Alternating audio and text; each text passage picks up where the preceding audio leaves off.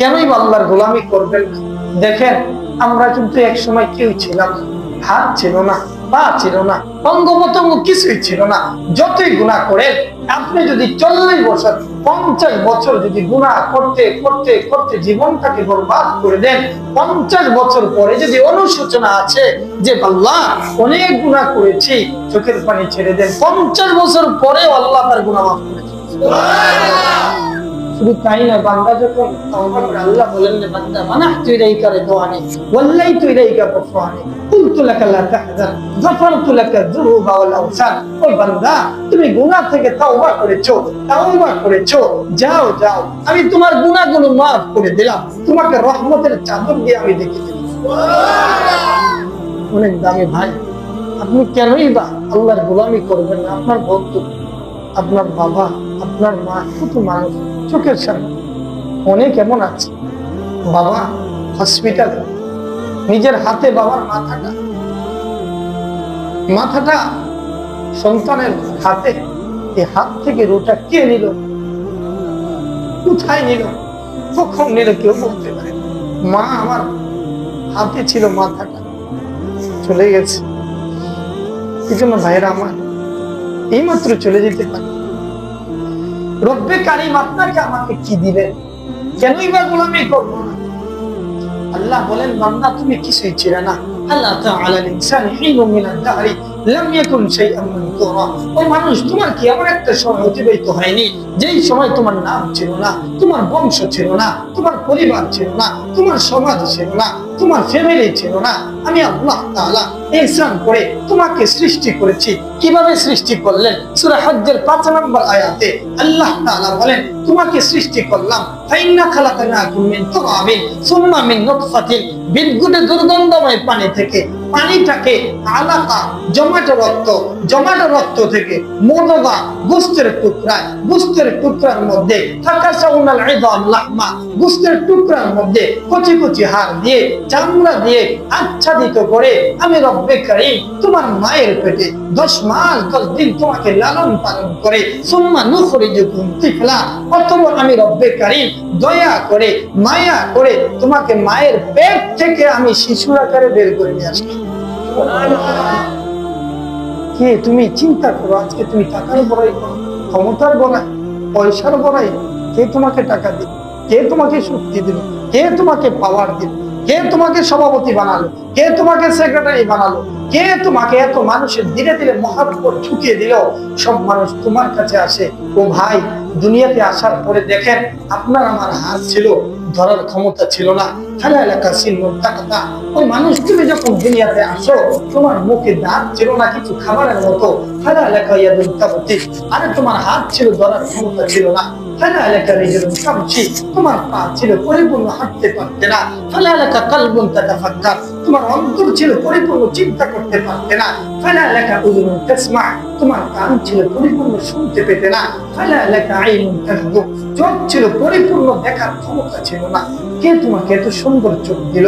Oman জাআলাকা ইয়াদা, কে তোমাকে এত সুন্দর হাত দিল? ওমান জাআলাকা আইনা, কে তোমাকে এত সুন্দর চোখ দিল? ওমান জাআলাকা রিজলা, আরে কে তোমাকে এত সুন্দর পা দিল? ওমান জাআলাকা কালবা, কে তোমাকে এত সুন্দর অন্তর দিল? ওমান জাআলাকা কুলিয়া, কে তোমাকে এত সুন্দর কিডনি দিল? কে দিয়েছেন ভাই? আল্লাহ। মুহাম্মদের সাথে বলেন আল্লাহ। আল্লাহ আল্লাহ মে কুনাদ শামস কমর,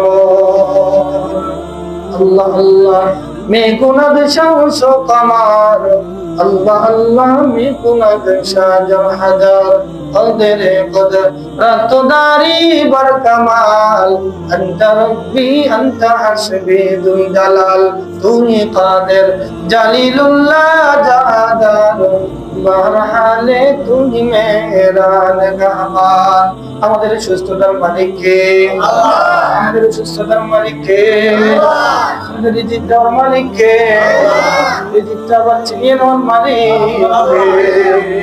এই জন্য মুহাম্মদের সাথে ডাক দিয়ে বলেন আল্লাহ। আর তুই মুহাম্মদের সাথে ডাক দিয়ে বলেন আল্লাহ।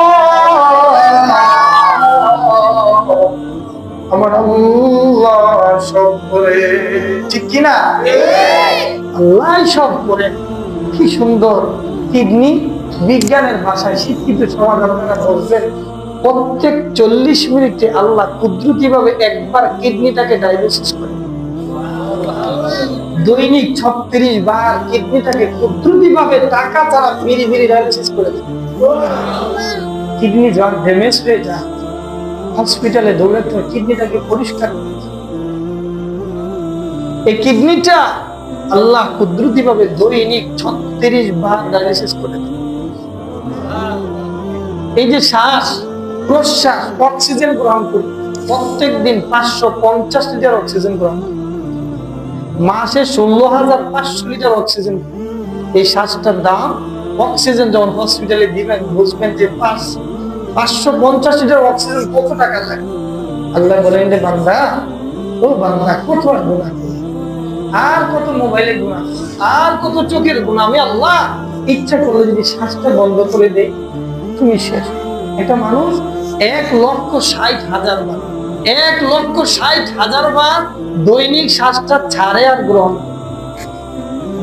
এই যে চোখ দুটো দেখেন পাওয়ার, মোবাইল স্যামসাং গ্যালাক্সি 40 থেকে 42 মেগাপিক্সেল ক্যামেরা, মোবাইলের মেগাপিক্সেল ক্যামেরা যত বেশি হবে পাওয়ার, ভিডিও সুন্দর হবে, ছবি সুন্দর হবে।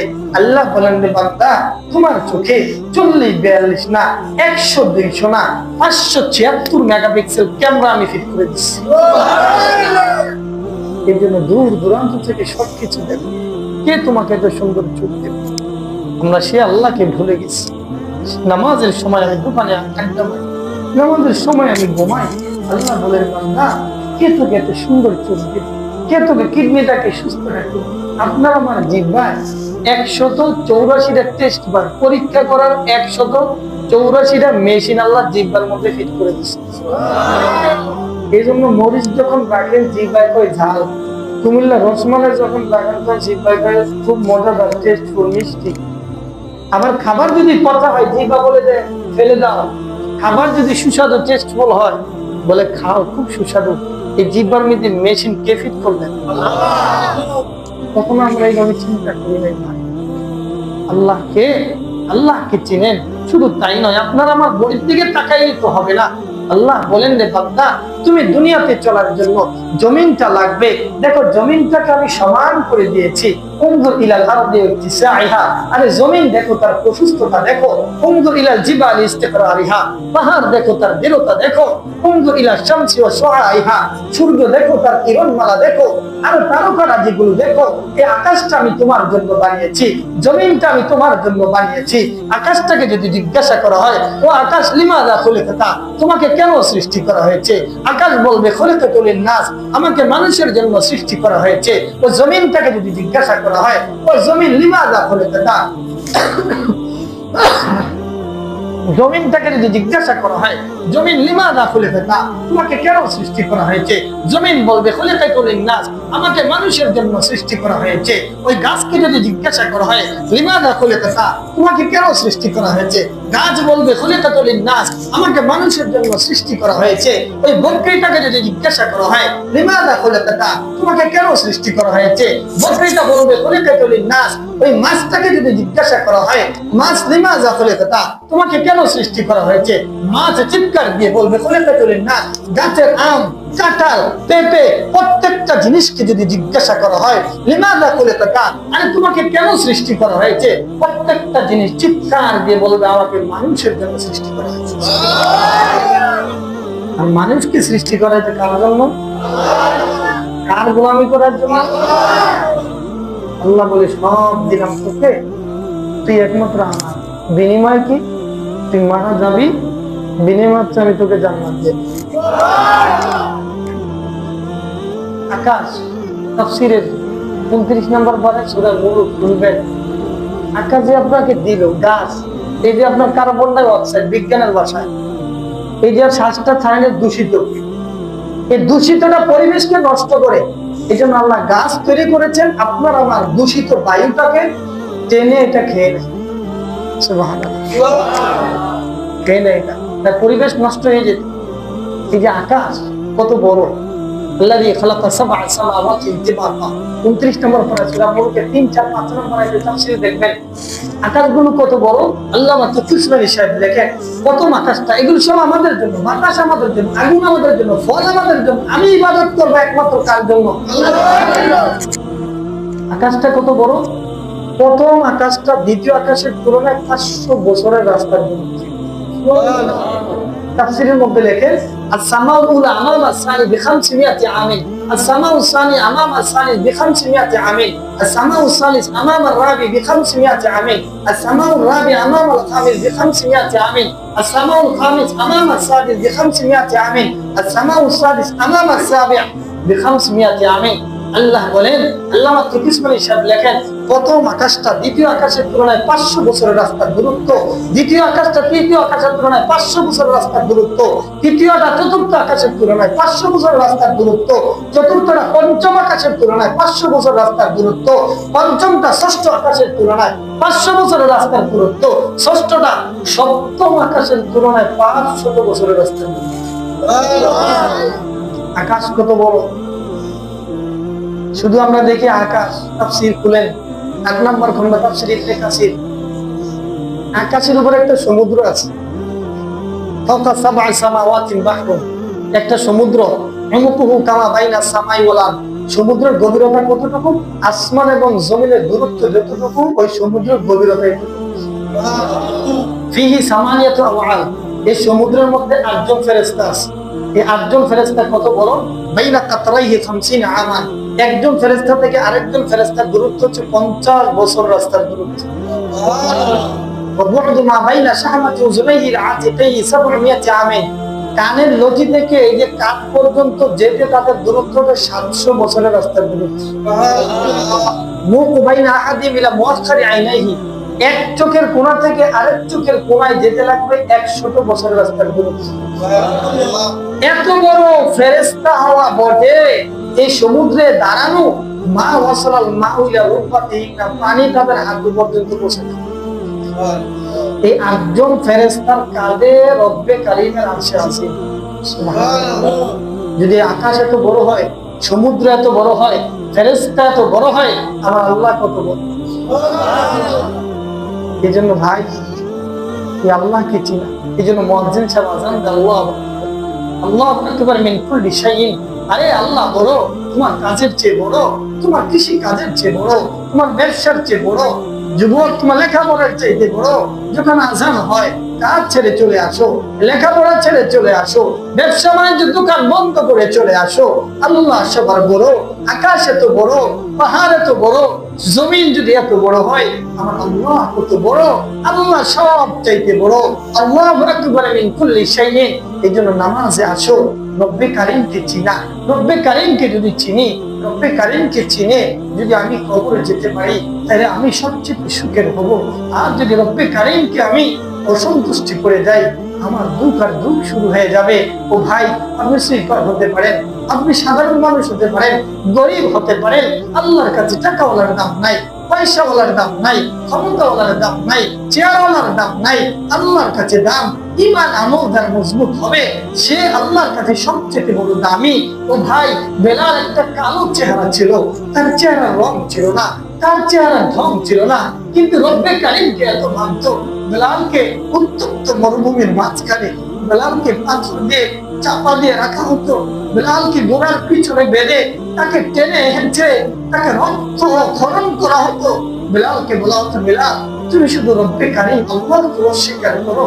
বেলাল চিৎকার দিয়ে বলে, আরে কাফের মুশরিক বেঈমানরা, আমার রবকে তোরা যদি ওয়াইন করতে আর আমাকে যদি কেটে ফেলো, আউসুল্লিমা আমাকে যদি শুনিতে চালাও, আমি বেলাল, আমি একটু বুঝতে টুকরা থেকে আমার আওয়াজ আসবে, মেরে রহমানে থে, মেরে কারীমে থে, মেরে সত্তারে থে, মেরে তাওয়াবে থে। আর আমি টুকরা টুকরো যদি করা হয়, আমার বুঝতে টুকরা থেকে আওয়াজ আসবে, আমার আল্লাহ এক, আমার আল্লাহ এক, আমার আল্লাহ এক। আমি আল্লাহকে কখনো ভুলতে পারবো না। এই জন্য ভাই, বেলালের টাকা ছিল না, পয়সা ছিল না, নিজে গোলাম ছিল, বাবাটাও গোলাম ছিল, কিন্তু আল্লাহর কাছে এত দাম। কিতাবের মধ্যে লেখা সারা পৃথিবীর মানুষ হাসরের মাঝে যখন উঠবে, কেউ উলঙ্গ অবস্থায় উঠবে, পায়ে জুতা থাকবে না, ভয়ে সবাই থরথর করে কাঁপবে। সূর্যটা এক হাত উপরে থাকবে, কারো একদিকে উপরে থাকবে, সূর্যের তাপে মাথার মগজগুলো টকবক করতে থাকবে। ওই সময় বেলাল এত মর্যাদাশীল গোলামের ছেলে, গোলাম ছিল, কিন্তু বেলাল আল্লাহর কাছে এত দামি ছিল। বেলালকে বলবে, বেলাল তুমি খালি পায়ে না, উলঙ্গ অবস্থায় না, তুমি হাসরের মাঠে লাল উটের পিঠে চইরা তুমি। শুধু তাই না, সারা পৃথিবীর মানুষকে বলা হাসি, হিসাব দেও, হিসাব দেও। কিন্তু বেলাল এত দামি ছিলেন, রব্বে কারিমকে সন্তুষ্ট করেছিলেন। বেলালকে বলা হবে, বেলাল হিসাব লাগবে না, আযিন লানাল ইয়াউমা ওয়াদখুলিল জান্নাহ, আজকে একটা আযান দাও, সোজা জান্নাতে যাবে। ও ভাই, কত দামি ছিলেন। শুধু তাই নয়, বেলাল আল্লাহর হাবিবকে এত মহব্বত করতেন। সিরিয়ার রাজধানী দামেস্ক, বেলাল রাদিয়াল্লাহু তাআলার কবরটা যুব সমাজ যারা অনলাইনে থাকতো জানো, সিরিয়ার প্রধানমন্ত্রী বাশার আল আসাদ, সে তার বাবার বংশগত 50 বছর ক্ষমতা পরিচালনা করছে, প্রায় 5 লক্ষ মুসলমানকে সে হত্যা করছে। 5 লক্ষ। এই সিরিয়ার জন্য আমরা কাঁদি কেন, হুজুররা বলি কেন? এই সিরিয়া, এখানে আপনার কিয়ামত হবে, হাসরের মাঠ হবে। এটা নাকি ইয়ামান, সিরিয়া, সিরিয়া, জর্দান, ফিলিস্তিন, এই জন্য আমরা এগুলোতে কাঁদি। এখানে সাহাবাদের কবর। সিরিয়ার রাজধানী দামেস্কে, সেখানে বেলাল রাদিয়াল্লাহু তাআলা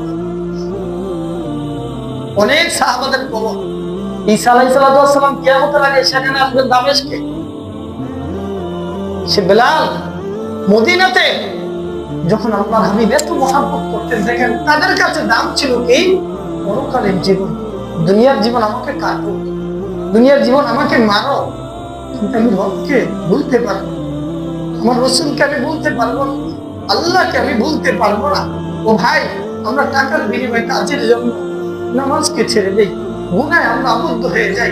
50 থেকে 60 বছর হয়ে গেছে, এখন আমি টিভির সামনে বসে থাকি, এখন আমি টাচ খেলায় বসি, এখন আমি লুডো খেলায় বসি, এখন আমি আইপিএল বিপিএল খেলাধুলা নিয়ে আমি ব্যস্ত।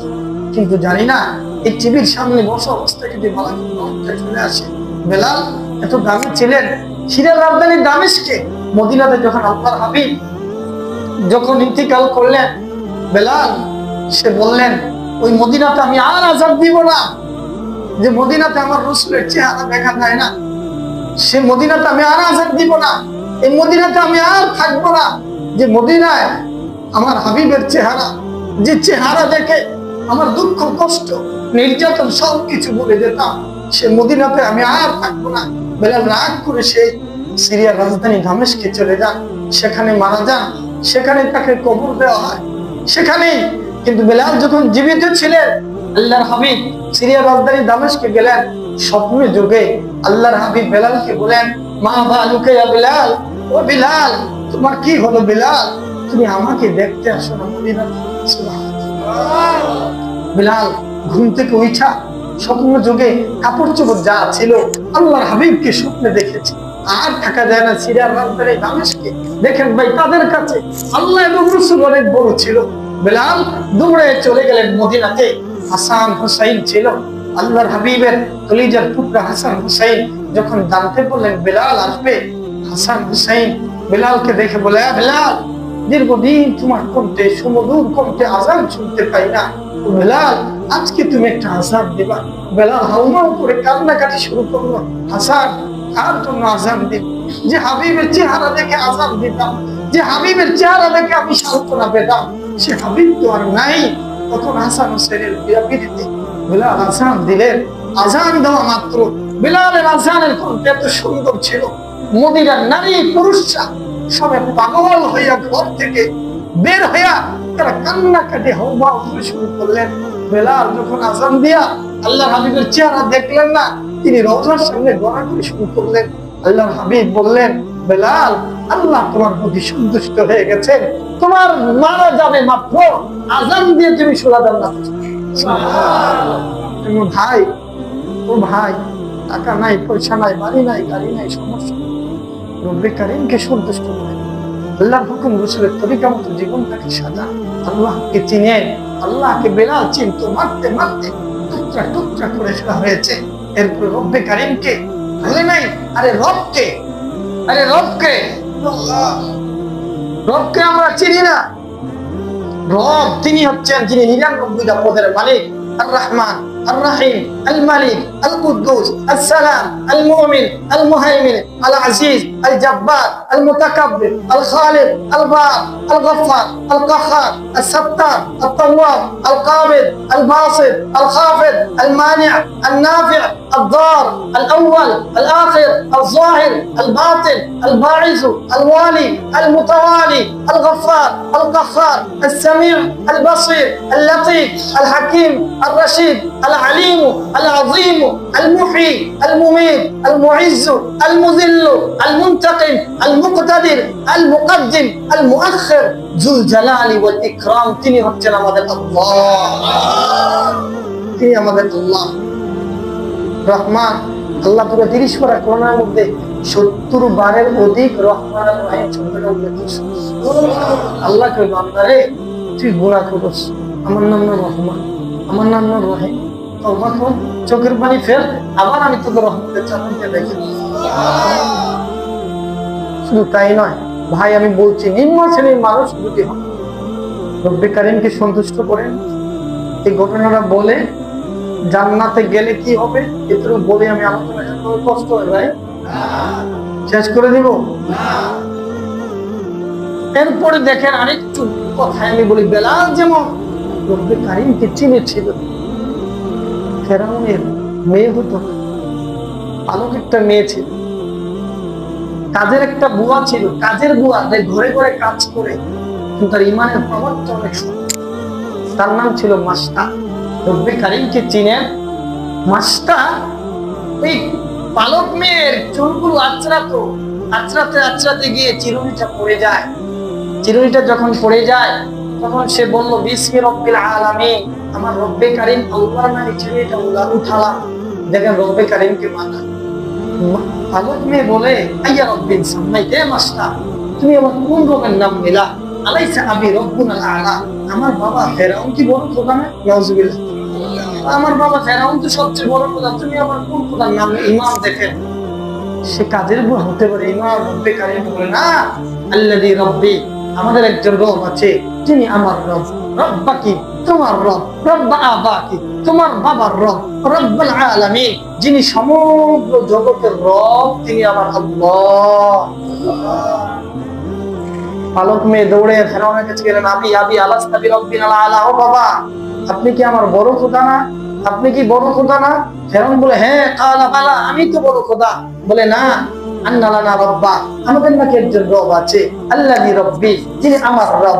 রব্বাকা, তোমার রব। রব্বা মাস্তা, মাস্টার রব। রব্বুল আলামিন, সমগ্র জগতের রব। ফেরাউন এই কথা শুনতে একদম টেলেবেল গরম, কত বড় সাহস, কে তোমাকে এই কথা বলেছে? বলে আখবার আপনি মাস্তা, মাস্তা আমাকে বলেছে আমাদের একজন রব আছে, আপনি গোপন রাখছেন। ফেরাউন বলে মাছটাকে ডাক দাও, আমার খাবার খায় আমাকে অস্বীকার করে। বসার পরে ডাক দেওয়ার পরে বলে তেলগুলো গরম করো। দেখেন কষ্ট আসবে, জুলুম আসবে, নির্যাতন আসবে, কিন্তু রব্বে কারিমকে ভোলা যাবে না। ও ভাই, মুসলমান হলো সিংহের জাতি। আপনি দেখেন আল্লাহু আকবার ধ্বনি দিয়ে আফগানিস্তানে দেখেন সে তালিবান, তারা দীর্ঘদিন নির্যাতিত নিপীড়িত ছিল, আল্লাহর উপর ইয়াকিন করে আল্লাহু আকবারের ধ্বনি দিয়ে যখন সামনে অগ্রসর হয়েছে, মার্কিন বাহিনী লেজ গুটিয়ে পালাতে বাধ্য হয়েছে। কথা বলেন ঠিক কিনা? সিরিয়াতে দেখেন বাশার আল আসাদ বাপ দাদা সহ 50 বছরের ক্ষমতা, 50 বছর ক্ষমতা পরিচালনা করেছে, 5 লক্ষ মানুষকে মুসলমানকে সে হত্যা করেছে। কিন্তু মুসলমান আল্লাহু আকবারের ধ্বনি নিয়ে সামনে যখন অগ্রসর হয়েছে, বাশার আল আসাদ লেজ গুটিয়ে পালাতে বাধ্য হয়েছে। আমাদের বাংলার জমিনে যদি কোন নাস্তিক মুরতাদ আলেম ওলামার বিরুদ্ধাচরণ করে, কোরআনের বিরুদ্ধাচরণ করে, হাদিসের বিরুদ্ধাচরণ করে, আল্লাহর নবীকে গালি দেয়, তার বিরুদ্ধে আমরা আল্লাহু আকবারের ধ্বনি দিয়ে সামনে অগ্রসর হব, সেও লেজ গুটিয়ে পালাতে বাধ্য হবে। কথা বলেন ঠিক কিনা? বাংলার জমিন নাস্তিক মুরতাদদের কোনো ঠাঁই নাই। কিন্তু আমরা নামাজ রোজায় কম হতে পারি, কিন্তু কোন নাস্তিক মুরতাদ যদি আল্লাহ রাসূলকে গালি দেয়, সাথে সাথে তার জিহ্বাটা টান দিয়ে ছিঁড়ে ফেলা হবে। কথা বলেন ঠিক কিনা? এখন আর হুজুর লাগে না, এখন কলেজ ইউনিভার্সিটির ছাত্ররা সচেতন। দেখবেন কয়েকদিন আগে আপনারা জানেন 5 আগস্ট সহ আল্লাহ রাসূলকে যখন গালি দেয়, কলেজের ছেলেরা লম্বা কালিমার পতাকা লা ইলাহা ইল্লাল্লাহ বানায় রাস্তায় মিছিল নিয়ে বের হয়ে যায়। কথা বলেন ঠিক কিনা? আমাদেরকে হুমকি দেয়, আমাদের পার্শ্ববর্তী যারা আছে ওনারা আমাদেরকে হুমকি দেয় যে আমাদের দখল করে ফেলবে, খেয়ে ফেলবে, সবকিছু বন্ধ করে দিবে। আমি বলি পেঁয়াজ রসুন ডাল সবকিছু বন্ধ করে দেন, চতুর্দিক থেকে যদি বন্ধ করে দেন, আমাদের দৃঢ় বিশ্বাস রিজিকের মালিক আল্লাহ।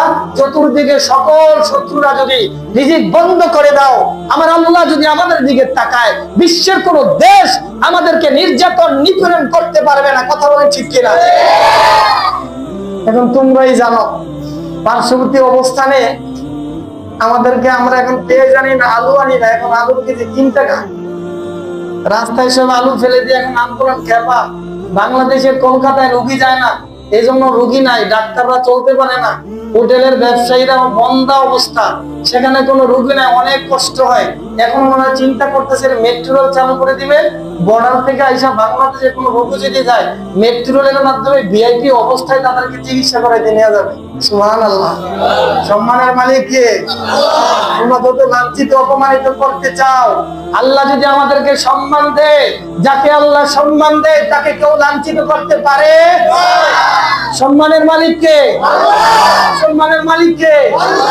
ওনার ইচ্ছা করলে আবার মুহূর্তে চেয়ারে বসাইতে পারে, আবার মুহূর্তে এমনও করতে পারে খাবার পাকাবে, কিন্তু খাবার খাওয়ারও সুযোগ দেয় না। কথা বলেন ঠিক? সম্মানের মালিক কাপড় নেওয়ারও সুযোগ আল্লাহ কয় আমি তোমাদেরকে দেই সুযোগ, মানো।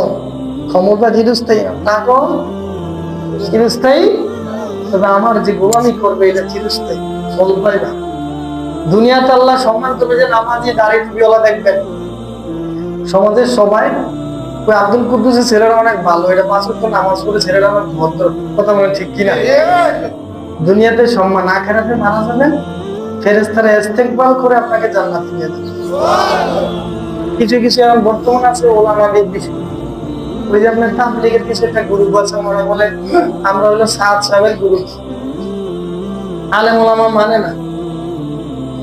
তো আমি বলি তাবলীগ এটা ওলামায়ে কেরামের তত্ত্বাবধানে, তাবলীগ একজন আলেম ইলিয়াস রাহমাতুল্লাহ চালু করেছেন, এর লেখনীর মাধ্যমে প্রচার করেছেন মনসুর আহমদ নোমানী সাহেব।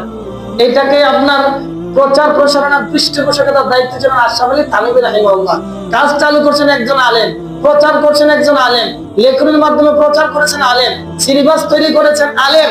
সুতরাং বিশ্বের যেখানে বাংলাদেশও যেখানে দাওয়াতে তাবলীগের মেহনত করতে চান, অবশ্যই উলামায়ে কেরামের তত্ত্বাবধানে করতে হবে। এর ভিন্ন পদ্ধতি যদি তাবলীগ করতে চান, এটা তাবলীগ হবে না, এই তাবলীগ আপনাকে জাহান্নামের আগুন থেকে নিয়ে যাবে। কথা বলেন ঠিক কিনা? আপনারা জানেন 4 জন মানুষকে শহীদ করছে, এটা আপনারা যুব সমাজ জানেন।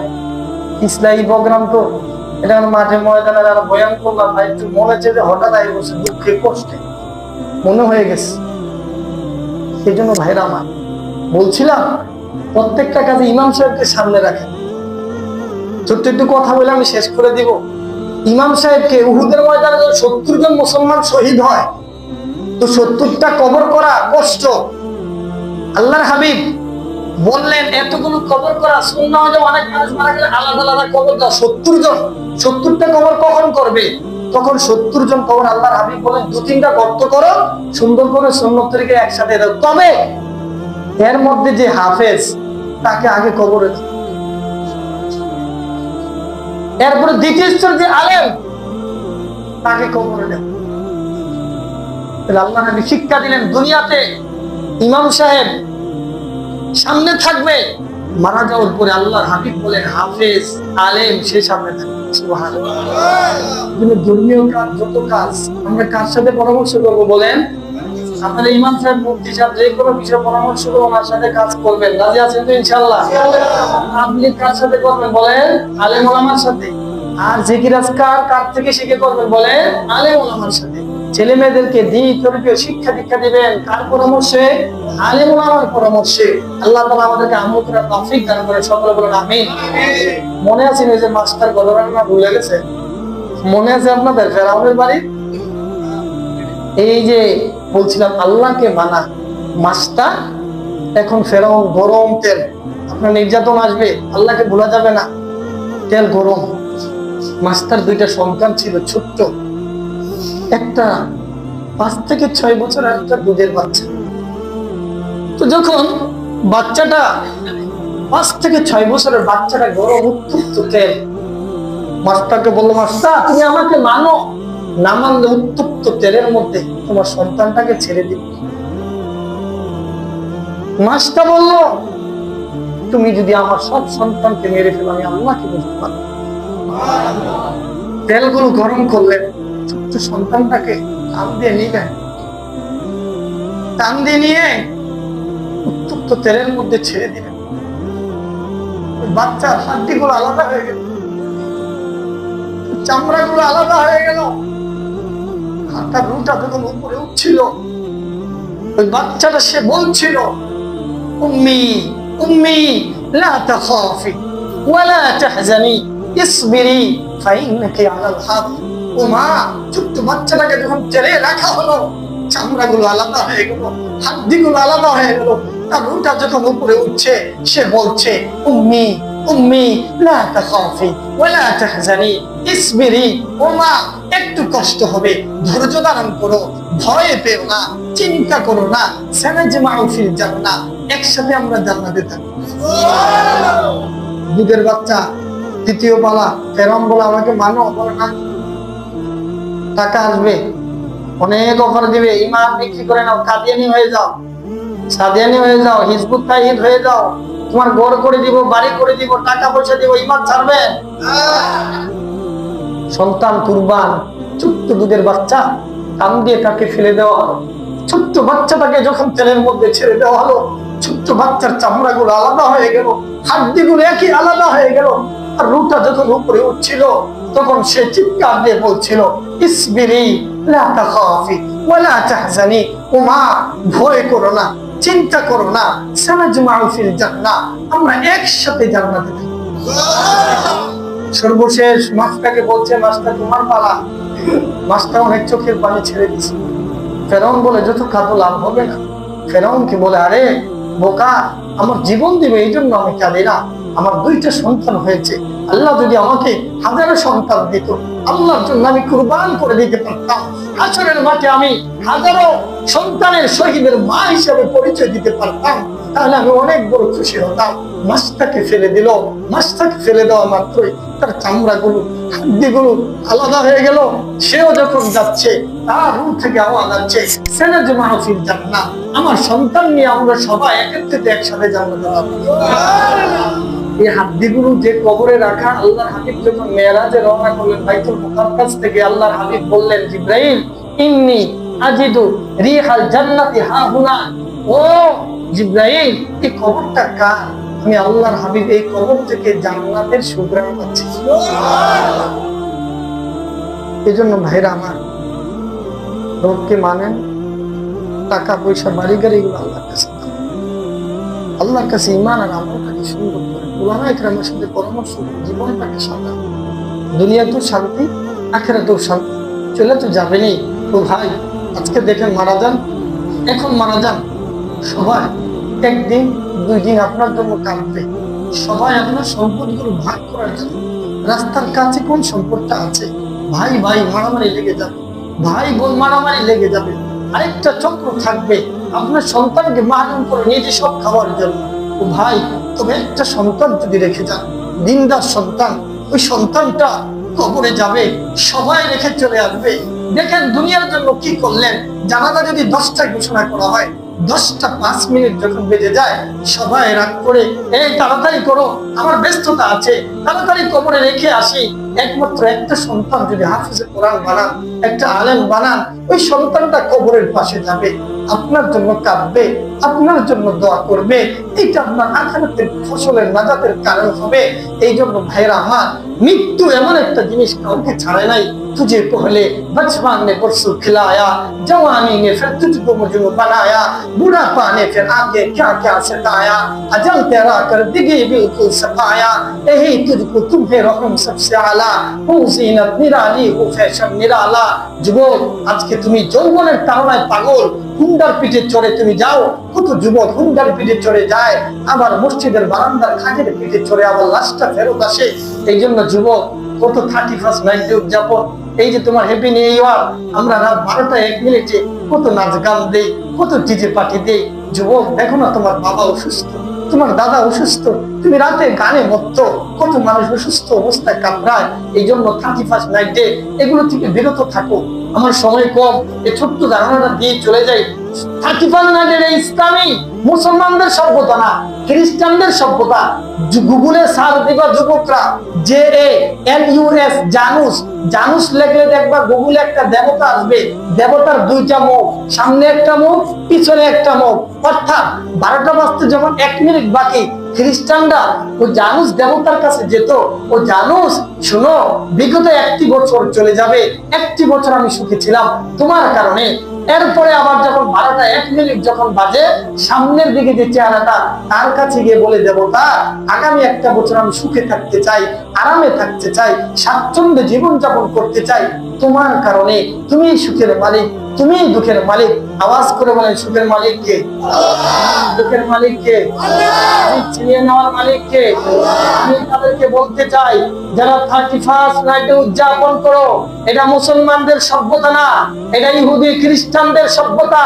যারা মুসলমানদের আল্লাহর হাবিব বলেছেন সুনানে আবু দাউদের মধ্যে, মান তাশাব্বাহা বিকাউমিন ফাহুয়া মিনহুম, কেউ যদি কোনো কাফের, মুশরিক, বেঈমানের সভ্যতা, কালচার গ্রহণ করবে, হাসরের মাঠে তার সাথে তার হাসর হবে। যুবক, তুমি খেয়াল করো, যতদিন তুমি কাফের মুশরিকদের সভ্যতা গ্রহণ করবে, এই সভ্যতা দুনিয়াতে তোমার লাঞ্ছনার কারণ হবে, আখিরাতে তোমার লাঞ্ছনার কারণ হবে। কথা বলে ঠিক কিনা? এই জন্য 31st নাইটের সময় আমরা নাচ গানের আয়োজন করবো। কে কে হাত তুলি তো? কেউ করবেন না। আল্লাহ সবাইকে কবুল করেন, আমাদের বরকত দান করেন, এগুলো জান্নাতের দিকে নিয়ে যাবেন। আল্লাহ তাআলা যে কথাগুলো বললাম আমল করার তৌফিক দান করেন।